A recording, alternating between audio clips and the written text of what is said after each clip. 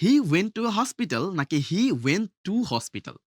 মনে রাখবে school, hospital এগুলোর মধ্যে যদি কোনো সাধারণ উদ্দেশ্যে যাওয়া হয়, তাহলে কিন্তু সেখানে কোনো আর্টিকেল বসবে না। অর্থাৎ হসপিটালে চিকিৎসার উদ্দেশ্যে, স্কুলের মধ্যে শিক্ষা গ্রহণের উদ্দেশ্যে যদি যাই, তাহলে সেখানে কোনো আর্টিকেল বসবে না।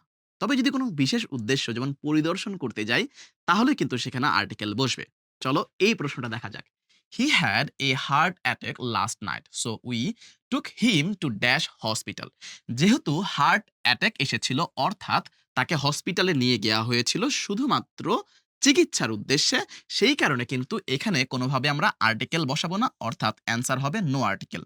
একইভাবে তোমার বাবা যদি শিক্ষা অফিসার হয়ে থাকেন এবং তিনি যদি কোনো স্কুলে যান তাহলে হবে my father went to a school.